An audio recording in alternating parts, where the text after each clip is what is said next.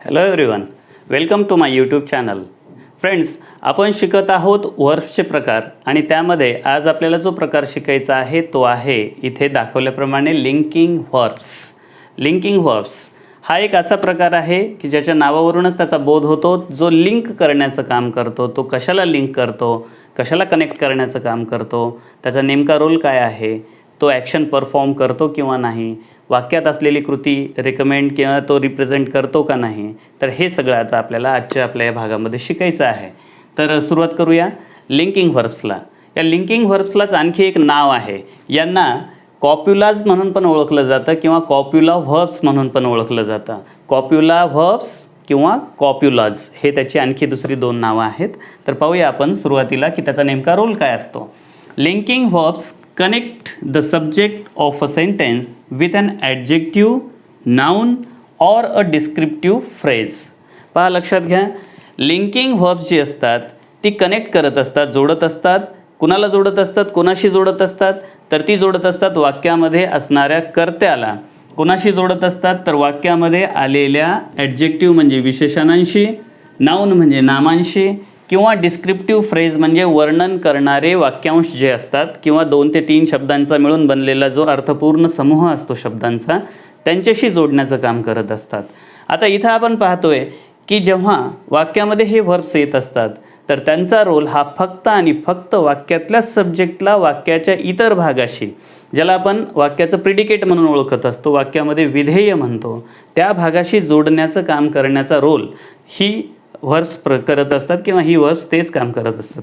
आता आपण पाहूया की त्याच्या नेमक्या कॅरेक्टरिस्टिक्स कशा आहेत.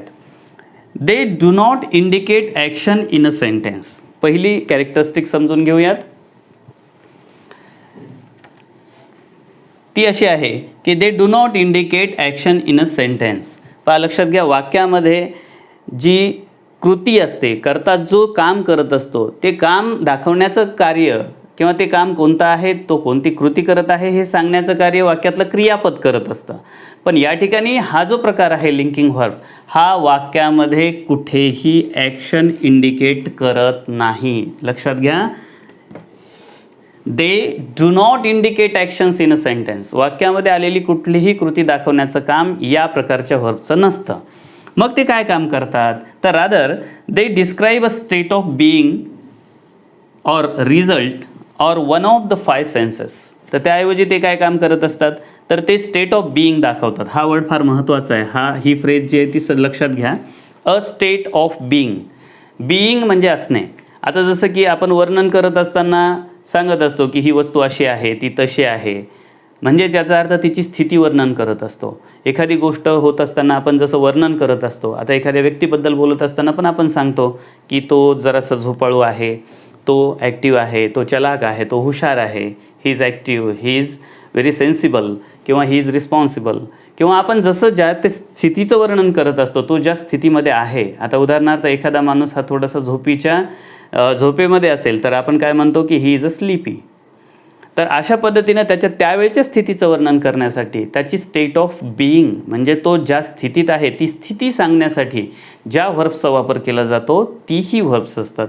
यांना आपण लिंकिंग व्हर्ब असं म्हणतो. आता जेव्हा आपण त्यांचं तसं वर्णन करत असतो तर त्यावेळेला ते कुठलीही कृती करत नाही आहेत, हे लक्षात घ्या. त्यांच्या कृतीचं वर्णन करण्यासाठी इथलं व्हर्ब येत नाही. फक्त तो ज्या स्थितीत आहे त्या स्थितीचं वर्णन करणारा शब्द तिथे येईल. हा शब्द नामाच्या स्वरूपात असू शकतो, हा शब्द विशेषणाच्या स्वरूपात असू शकतो किंवा हा शब्द एखाद्या डिस्क्रिप्टिव्ह फ्रेजच्या स्वरूपात असू शकतो. म्हणजेच वर्णन करणाऱ्या एका वाक्यांशाच्या स्वरूपामध्ये असू शकतो, शब्दांच्या समूहाच्या स्वरूपात असू शकतो. आता इथपर्यंत तुम्हाला या क्रियापदांचा रोल समजलाच असेल. आता आपण त्यापुढे जाऊया. रिझल्टसुद्धा सांगण्याचं काम करतो. रिझल्ट म्हणजे काय, कुठल्या तरी कृतीचा परिणाम. आता एखादा परिणाम सांगायचा असेल तर त्या परिणामाचं सुद्धा वर्णनाच्या स्वरूपामध्येच त्याची आपण नोंद करत असतो. फॉर एक्झाम्पल, एखादी कृती घडलेली असेल, तिचा कुठला तरी परिणाम सांगायचा असेल तर आपण तो या लिंकिंग व्हर्बला कनेक्ट करून पुढे सांगत असतो. तर त्याचं एक्झाम्पल जर द्यायचं असेल तर आता एखादी व्यक्ती झोपलेली असेल तर आपण काय म्हणतो की ही इज स्लीपिंग, पण इथे कृतीचा उल्लेख आलेला आहे. पण आपल्याला कृतीच्या जागी जर तो माणूस हा आळशी असेल किंवा झोपेने पेंगुळलेला असेल असं वर्णन करायचं असेल तर आपण म्हणतो ही इज स्लीपी. तो रिझल्ट आहे त्या कृतीचा. आणि म्हणून अशा पद्धतीनं रिझल्ट देण्याचं काम किंवा तशा पद्धतीचं वर्णन करण्याचं काम लिंकिंग व्हर्ब्स करत असतात. त्यानंतर आणखी एक महत्त्वाचं काम म्हणजे जे 5 आपल्याला सेन्सरी ऑर्गन्स असतात किंवा आपल्याला ज्या ज्ञानेंद्रियांच्याद्वारे ज्ञान प्राप्त होत असतं, ज्यांच्यामध्ये आपल्याला तुम्हाला सगळ्यांनाच माहिती आहे की आपलं नाक आपल्याला गंधज्ञान देतं, आपले डोळे आपल्याला दृष्टीज्ञान देतात, त्यानंतर आपली त्वचा असते तर ती आपल्याला आभासी ज्ञान देते, आपल्याला जे काही स्पर्श होतात ते त्यातून जाणवत असतात. त्याचबरोबर आपले डोळे आपल्याला जसं दृष्टीचं ज्ञान देत असतात, नाक कान डोळे जीभ आहे चवीचं ज्ञान देते. अशा पद्धतीचे जे ऑर्गन्स आपल्याला सेन्स देत असतात, तर अशा 5ही ऑर्गन्सचं म्हणजे नाक कान डोळे जीभ आणि त्वचा यांचं जे काम असतं, तर त्या कामातून जो फील येतो त्यांचा तो फील व्यक्त करण्यासाठी सुद्धा लिंकिंग व्हर्ब्सचा वापर केला जातो. आता इथं आपल्याला ते समजून घ्यायचं असेल तर दुसऱ्या वेगळ्या शब्दात सांगायचं झालं इन अदर वर्ड्स, तर याचा सरळ अर्थ असा होतो की या प्रकारच्या क्रियापदांच्या समोर कधीच वाक्यात कर्म येत नाही. लक्षात घ्या, हा फार महत्त्वाचा मुद्दा आहे. वाक्यामध्ये कर्म येत नाही आणि वाक्यामध्ये कुठेही सब्जेक्टनं केलेली कोणतीही कृती दाखवण्याचं काम केलं जात नाही. अशा प्रकारच्या व्हर्बच्या प्रकाराला आपण लिंकिंग व्हर्ब म्हणतो. यालाच आणखी दुसरं नाव आहे कॉप्युलाज किंवा यालाच आणखी तिसरं नाव आहे कॉप्युला व्हर्ब्स. आता ही व्हर्ब्स उदाहरणासह आपल्याला समजून घ्यायची आहेत. त्यांची रचना कशी असते, वाक्यामध्ये त्या वाक्याचं स्ट्रक्चर कसं तयार होतं, ती वाक्य कशा प्रकारची असतात, हे सगळं आता आपल्याला आणखी शिकायचं आहे. तर जाऊया पुढे त्याच्या रचनेकडे. अशा प्रकारची क्रियापदं वाक्यात येतात तेव्हा कशी वाक्यरचना होते ते आता आपण पाहूया. फ्रेंड्स, लिंकिंग व्हर्ब्सच्या सेंटेन्स स्ट्रक्चरचा विचार करत असताना आपल्याला या ठिकाणी त्याचं स्ट्रक्चर समजून घेताना हे पाहावं लागेल की वाक्यामध्ये एक सब्जेक्ट असतो, वाक्याचा कर्ता असतो, त्या कर्त्याच्या नंतर वाक्यात लिंकिंग व्हर्बची जागा असते. Linking verb always comes after the subject. आता सब्जेक्टच्या नंतर येणारं लिंकिंग व्हर्ब आल्यानंतर त्याच्या पुढे काय येतं, तर त्याच्या पुढे येतं सब्जेक्ट कॉम्प्लिमेंट.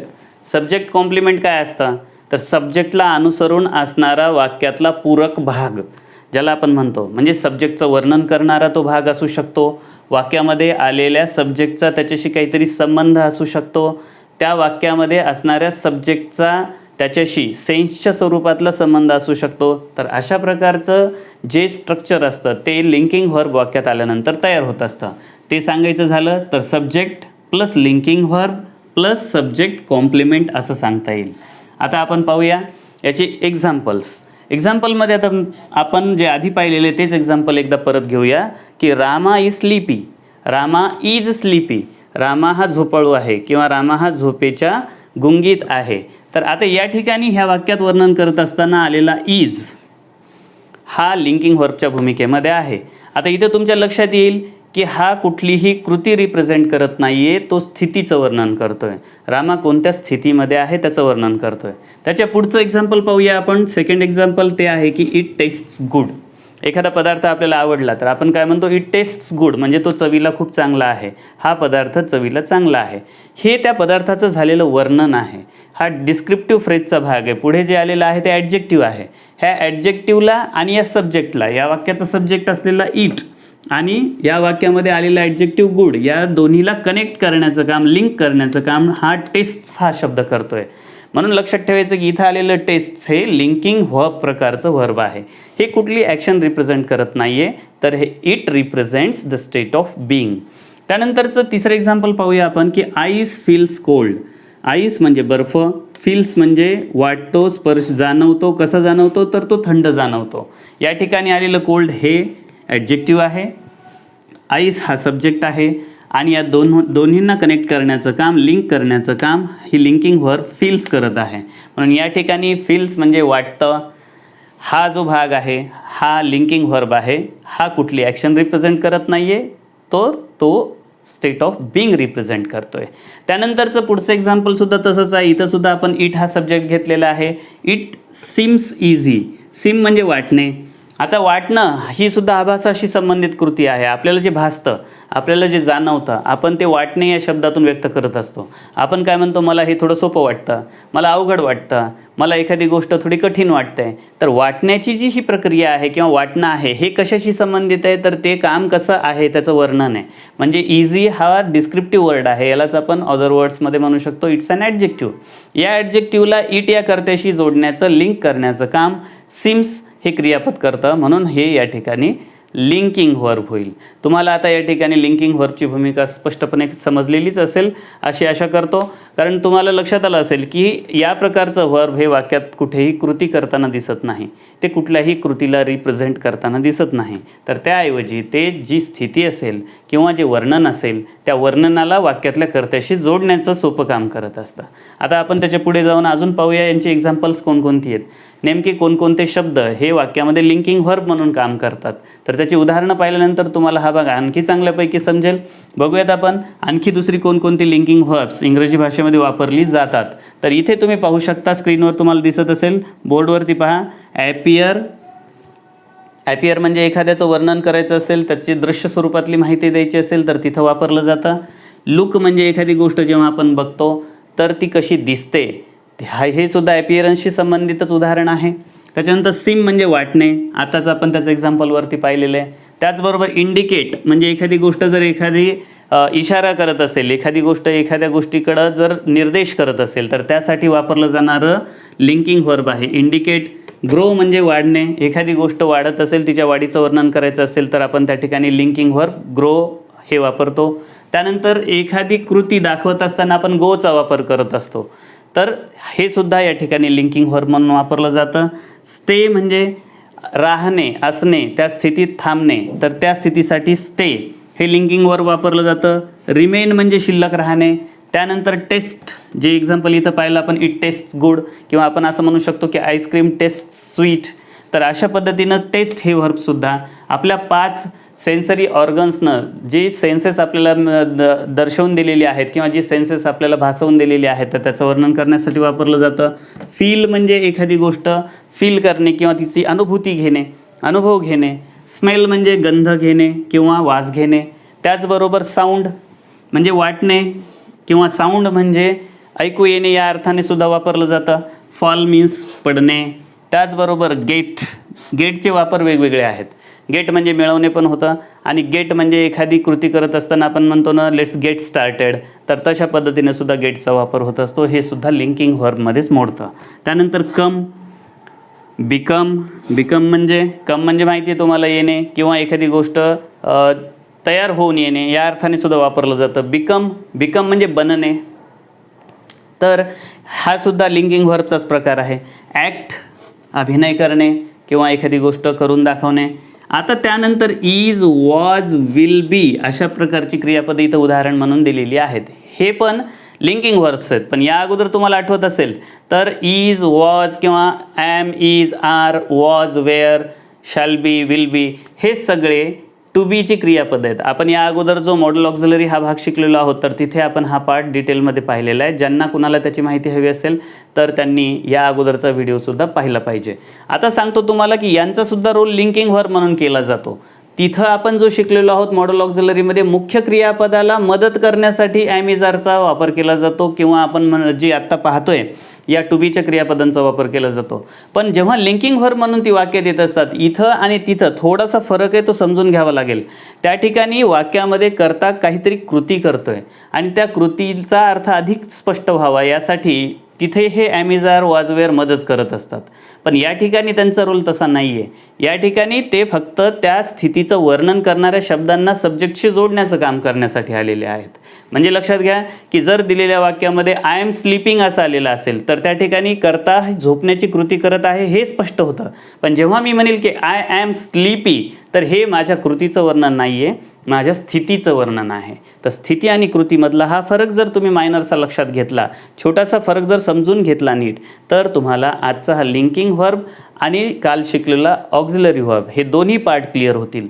तर म्हणून लक्षात घ्या, आजच्या या पार्टमधून आपण लिंकिंग व्हर्ब हा सेपरेट एक क्रियापदाचा प्रकार यासाठीच शिकण्यासाठी समोर घेतलेला आहे. तुम्हाला जर या सगळ्या माहितीच्या स्क्रीनशॉटची गरज वाटत असेल तर तुम्ही तो स्क्रीनशॉट आता घेऊ शकता.